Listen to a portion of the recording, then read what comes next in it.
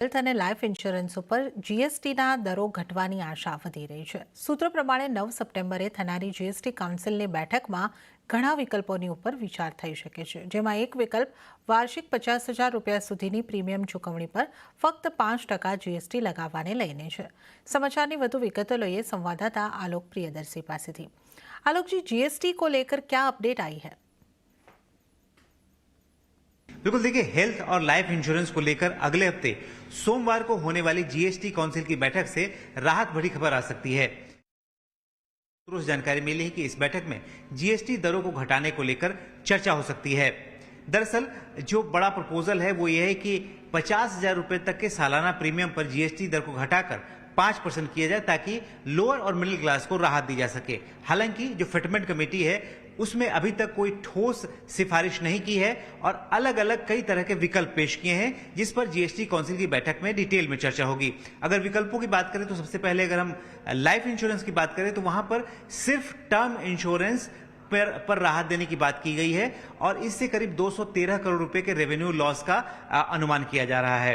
वहीं अगर हम देखें हेल्थ इंश्योरेंस में तो यहां पर 4 विकल्प पेश किए गए हैं। हेल्थ इंश्योरेंस में जो पहला विकल्प है वो ये है कि जो तमाम अगर हम हेल्थ इंश्योरेंस पर जीएसटी को पूरी तरह से हटा दें तो उससे 3500 करोड़ रुपए का नुकसान होगा।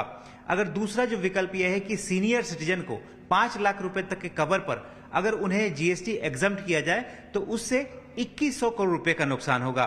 तीसरा विकल्प यह है कि सीनियर सिटीजन को सिर्फ जो वो भुगतान करते हैं प्रीमियम का, अगर उस पर एग्जम्पशन दिया जाए तो इससे 650 करोड़ रुपए का नुकसान होगा। और चौथा विकल्प यह है कि अगर सभी तरह के हेल्थ इंश्योरेंस को की दर घटाकर जीएसटी की 5% की जाए तो उससे 1750 करोड़ रुपए का रेवेन्यू लॉस होगा। अब जीएसटी काउंसिल की बैठक में यह तय होगा कि कौन सा विकल्प वो चुनती है, क्योंकि इस मुद्दे पर लंबे समय से चर्चा चल रही है और अभी तक कोई फैसला नहीं हो पाया है। देखना होगा कि जो 9 सितंबर को होने वाली बैठक है उसमें किस प्रपोजल पर सहमति बन पाती है। और बहुत उम्मीद है कि जो 50,000 रुपए तक का जो प्रीमियम है सालाना, उस पर 5% जीएसटी पर राहत मिल जाए, उस पर सहमति बन जाए। जी आलोक जी, इस पूरी जानकारी के लिए आपका धन्यवाद। ત્યારે જ વડાપ્રધાન નરેન્દ્ર મોદીએ સિંગાપુરની મુલાકાત દરમિયાન સિંગાપુરના પીએમ લોરેન્સ વોંગ સાથે મુલાકાત કરી। આ દરમિયાન બંને દેશો વચ્ચે દ્વિપક્ષીય ડીલ પર હસ્તાક્ષર કરવામાં આવ્યા। બંને દેશના વડાપ્રધાનોની હાજરીમાં સેમિકન્ડક્ટરના ક્ષેત્રમાં એક કરાર પર હસ્તાક્ષર કરવામાં આવ્યા હતા। હવે આ કરાર પછી ભારતમાં સિંગાપોરની સેમિકન્ડક્ટર કંપનીઓના પ્રવેશનો માર્ગ સરળ બનશે। વડાપ્રધાન નરેન્દ્ર મોદીએ કહ્યું કે સેમિકન્ડક્ટર ક્ષેત્રે આ કરારથી ભારતને ઘણા फायदा થશે। ભારત સેમિકન્ડક્ટરના ક્ષેત્રમાં પ્રતિભા વિકસાવવામાં મદદ કરશે। सिंगापुर केवल एक पार्टनर देश नहीं है।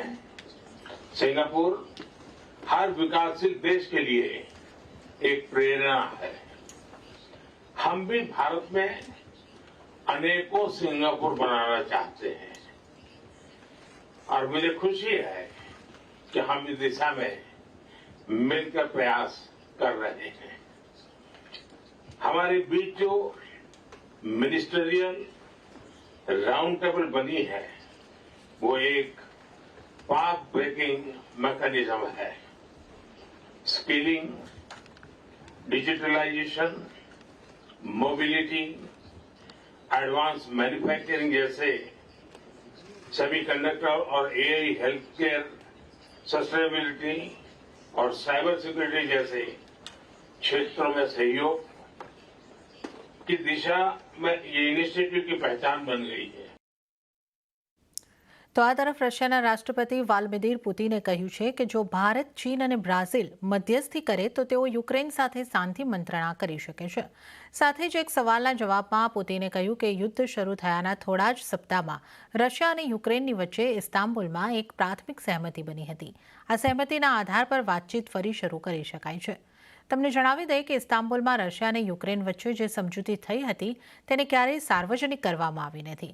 ખાસ વાત એ છે કે યુક્રેનમાં થયેલા હાલના હુમલા બાદ રશિયાએ વાત કરવાનો સ્પષ્ટ ઇનકાર કરી દીધો હતો, પરંતુ ત્રીજી વખત વડાપ્રધાન બન્યા બાદ નરેન્દ્ર મોદીએ સૌપ્રથમ રશિયા સાથે વાત કરવાનું શરૂ કર્યું હતું અને હાલમાં જ તેઓ યુક્રેન ગયા હતા। તે સમયે પણ શાંતિ માટેની વાટાઘાટો પર ચર્ચા થઈ હતી। હવે પુતિનના નિવેદનથી શાંતિ પ્રયાસો શરૂ થવાની આશા વધી છે।